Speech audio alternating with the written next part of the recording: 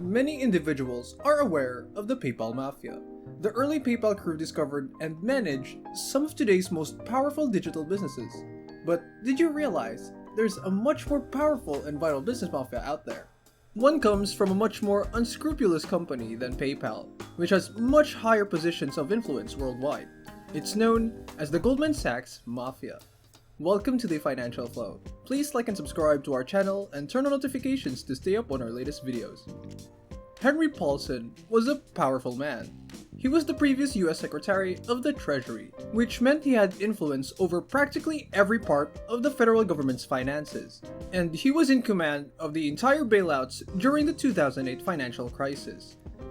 He got to pick and choose who stayed afloat and who drowned in their own debts.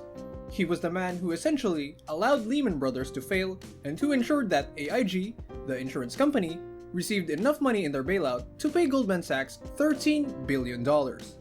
He spent 32 years at Goldman Sachs and was chairman and CEO from 1999 to 2006.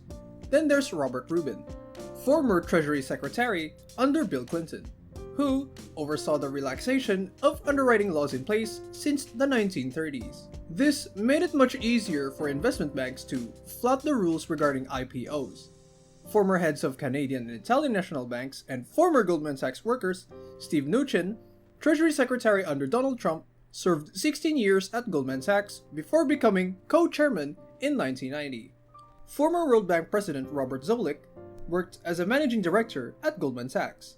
George Bush's chief of staff, Joshua Bolten, worked as an executive director for 5 years at Goldman Sachs. Duncan Niederauer, a former New York Stock Exchange CEO, was also a partner at, let's say, Goldman Sachs. Employees with extensive roots at Goldman Sachs work for the European Central Bank, the National Bank of Greece, and the Bank of England. More than 26 former Goldman Sachs workers have assumed positions of enormous power and influence around the world.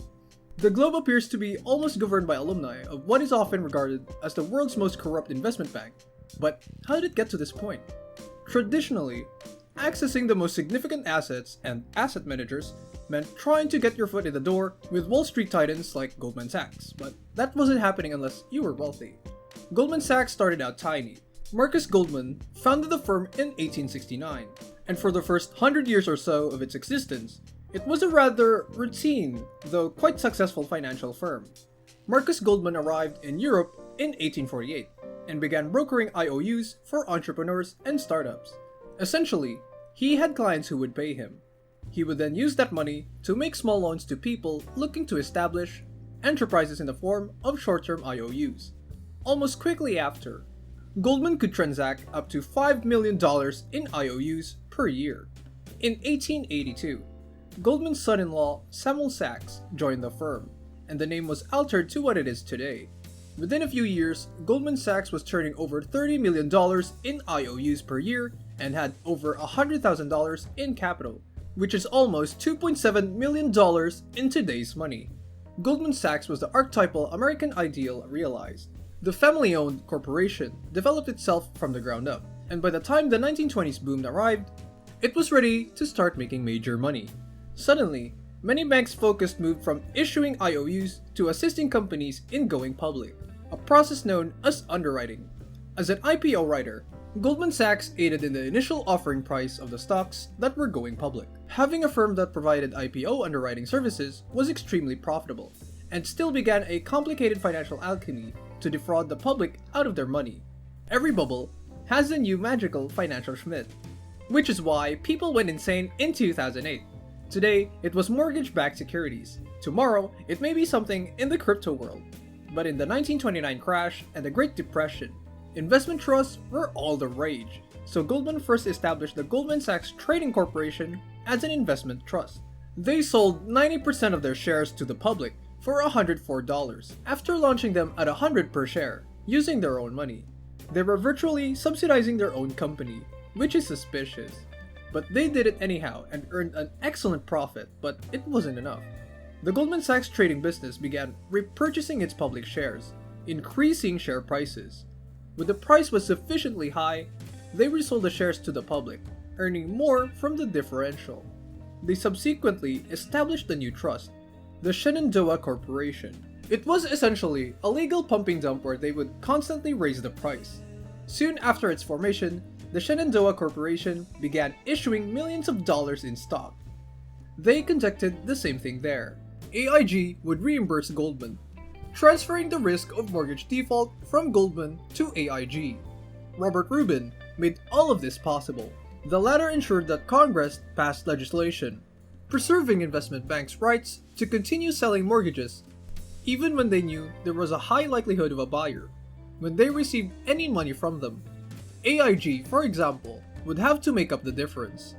When the bubble burst, Goldman Sachs made a lot of money, and when everything went wrong, they turned to AIG.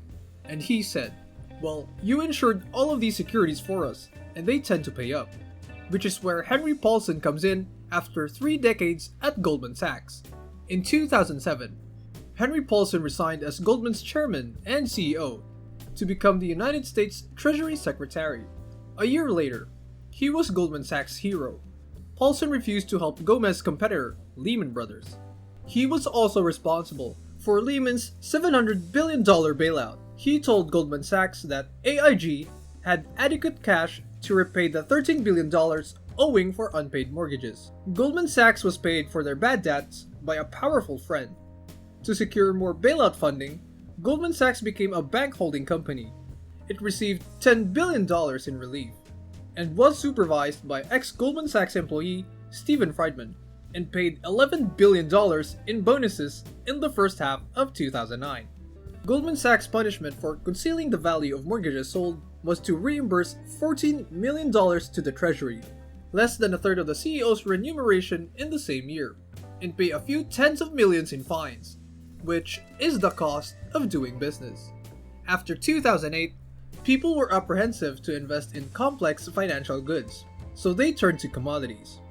When gas prices reached $4.11 per gallon in 2008, the government blamed a supply crisis. Without Goldman Sachs, oil collection would have grown as demand declined, lowering petrol prices. Goldman Sachs, among others, trades oil futures.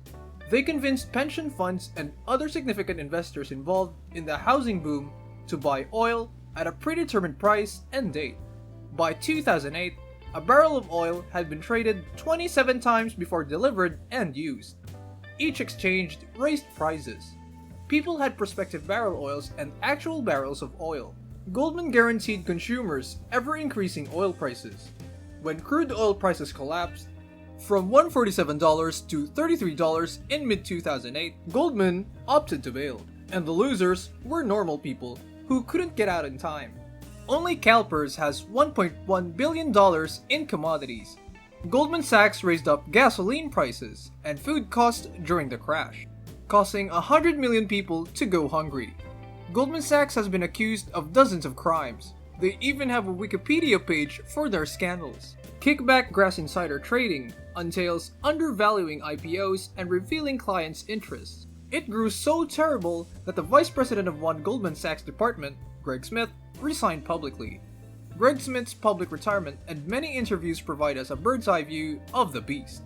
Wall Street isn't known for moral profits, but Goldman Sachs has taken this to its logical conclusion. Thanks for watching. Don't forget to leave a like and subscribe to our channel for more content like this. Have a good one.